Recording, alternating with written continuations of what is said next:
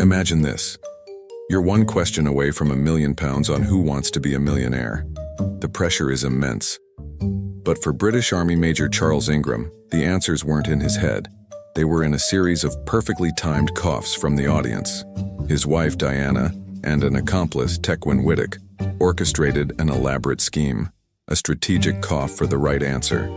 It was a scandal that rocked the TV world.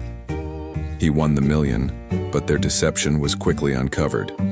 They were caught, charged, and convicted of fraud. It was one of the biggest betrayals in game show history. Like this video and subscribe for more untold stories.